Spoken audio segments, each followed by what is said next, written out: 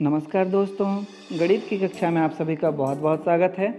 आज हम चलेंगे प्रश्नावली 9.2 में और सीखेंगे गुणनखंडन करना सरल समीकरणों की सहायता से। पहला उदाहरण है हमारे पास 9x का वर्ग धन 24xy धन 16y का वर्ग का गुणनखंडन कीजिए। इनका गुणनखंडन सरल समीकरणों की सहायता से करना है। 3 सरल समीकरण जो कि हम इससे पहले वाली प्रश्नावली में पढ़ चुके हैं। तो चलिए हल करते हैं। जो दिया है पहले उसको हम उतार लेते हैं। लिखते हैं दिया है 9x² plus 24xy plus 16y²। ठीक है, 9 को लिख सकते हैं 3 का स्क्वायर, 3 का वर्ग 9 होता है ना, इसलिए 9 को हम लिख सकते हैं 3 का स्क्वायर प्लस 24 को थोड़ा छोड़िए अभी, ठीक है, और 16 को हम लिख सकते हैं 4 का स्क्वायर और आगे y का स्क्वायर तो है ही, ठीक है ना। अब आगे देखिए, यहाँ पे 3 का भी स्क्वायर है और x का भी स्क्वायर है, तो हम लिख सकते हैं 3 और x पूरे का ही स्क्वायर, ठीक है। उसके बाद बीच वाले को फिलहाल छोड़े रहिए। इधर भी देखिए 4 का स्क्वायर है और y का स्क्वायर है, तो हम लिख सकते हैं 4 और y पूरे का स्क्वायर। ऐसा हम घातांक के नियम से कर सकते हैं, ठीक है। तो आप देखिए, एक सरल समीकरण हम पढ़े थे, सरल समीकरण 1 क्या, a का वर्ग धन 2ab धन b का वर्ग बराबर होता है a धन b पूरे का वर्ग। तो यहाँ पर देखें, पहला पद है a का वर्ग, हमारे सवाल में क्या है 3x पूरे का वर्ग, यानी a के जगह में क्या है 3x है।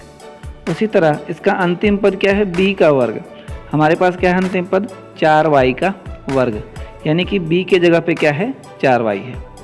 बीच में क्या होता है देखिए, तो 2ab, तो हमारे पास बीच में क्या होगा 2 और a के जगह में क्या है 3x और आगे क्या है b के जगह में क्या है 4y, ठीक है। इनको आपस में गुणा करने पे वापस इतना आता है ना, 3 दूना 6, 6 चौको 24 x और y, ठीक है। तो बीच वाले पद को हम लिख सकते हैं 2 गुणा 3x गुणा 4y, ठीक है। तो इस पूरे को हम क्या लिख सकते हैं, इस फार्मूला से अगर हम देखें तो इस पद को हमने क्या लिखा है a धन b पूरे का वर्ग, ठीक है। तो a के जगह में है 3x धन b के जगह में है 4y पूरे का वर्ग। अब आगे 3x प्लस 4y पूरे का वर्ग को हम लिख सकते हैं 3x प्लस 4y एक कोष्टक में और दूसरे कोष्टक में भी 3x प्लस 4y है ना। तो ये हमारे दोनों गुणनखंड हो गए, यही हमारे उत्तर हैं। दूसरा उदाहरण दिया हुआ है p² minus 4pq plus 4q² का गुणनखंडन कीजिए। तो चलिए लिखते हैं, दिया है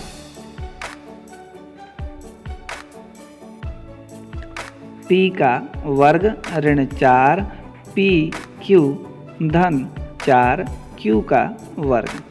इसको आगे लिखा जा सकता है p का वर्ग, फिलहाल बीच वाले पद को छोड़िए, दूसरे पद को देखिए 4 है तो 4 को लिख सकते हैं 2 का वर्ग, फिर आगे q का वर्ग।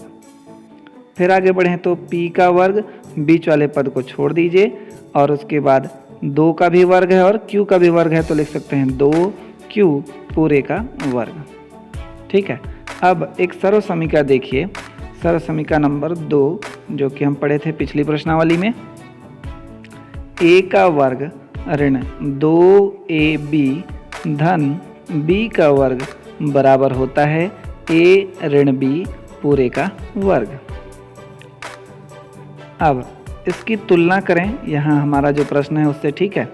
तो a का वर्ग के जगह हमारे पास क्या है p का वर्ग पहला पद, यानी कि a के जगह पे क्या है हमारे पास p है, और अंतिम पद को देखें b का वर्ग है और यहाँ अंतिम पद क्या है 2q का वर्ग, यानी कि b की जगह क्या है 2q। बीच वाला पद यहाँ पे क्या है, -2ab, तो हम लिख सकते हैं -2, फिर a के जगह पे क्या है हमारे पास p, तो हमने p लिख लिया, फिर b के जगह पे क्या है 2q, ये रहा। इनको आपस में गुणा करने पे इतना आता है, देखिए तो 2 दूना 4, -4 हो जाएगा, उसके बाद p और q, तो बीच वाले पद को हम लिख सकते हैं -2 इंटू p इंटू 2q।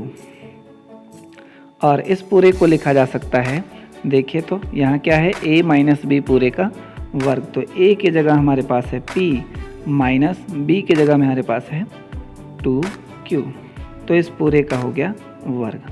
अब आगे p minus 2q whole square को हम लिख सकते हैं p minus 2q into p minus 2q, यही हमारा उत्तर है।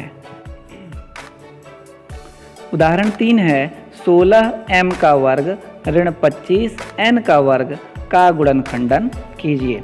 तो लिखेंगे, दिया है 16m square minus 25n square, ठीक है।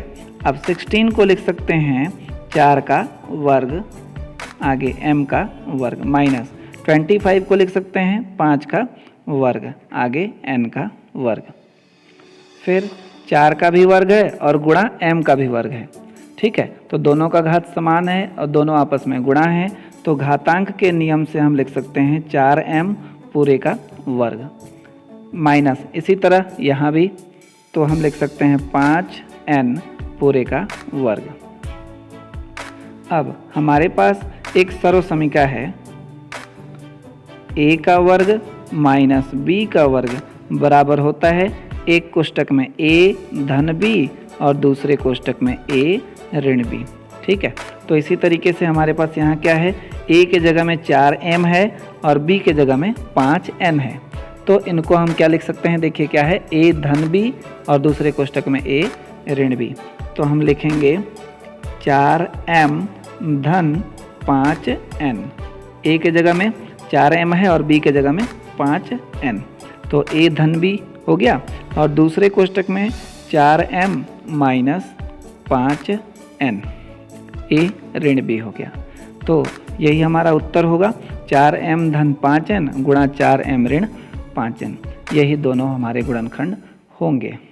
इसी तरीके से बाकी प्रश्नों को भी हल करना है।